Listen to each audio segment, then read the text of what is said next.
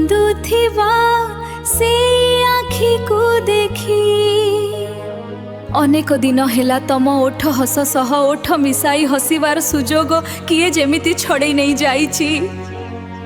ବହୁ ଅନୁସନ୍ଧାନ ପରେ ଜାଣିଲି ଆଉ କିଏ ତମ ହୃଦୟରେ ଜାଗା କିଣି ଦେଇଛି। ଶେଷ କିଏ?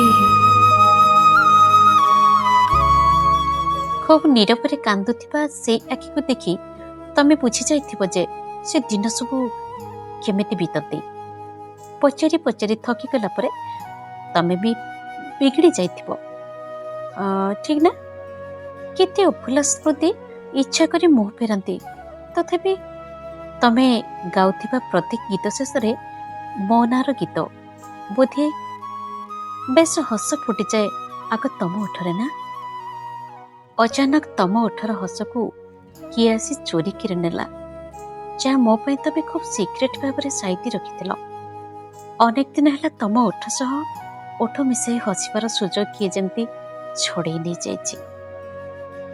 ବହୁ ଅନୁସନ୍ଧାନ ପରେ ଜାଣିଲି ଆଉ କିଏ ତମ ହୃଦୟରେ ଜାଗା କିଣି ଦେଇଛି।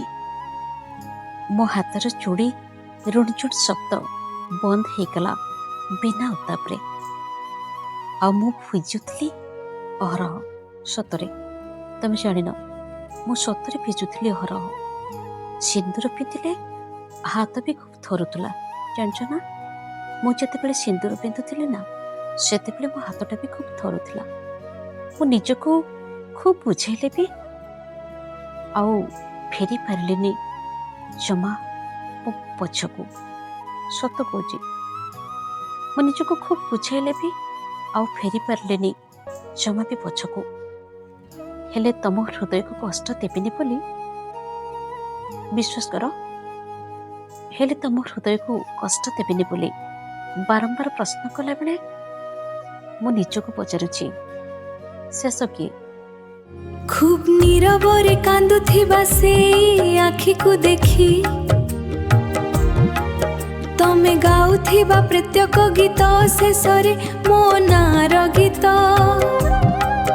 ମୋ ହାତର ଚୁଡ଼ି ରୁଣୁ ଝୁଣୁ ଶବ୍ଦ ବନ୍ଦ ହେଇଗଲା। ଶେଷ କିଏ?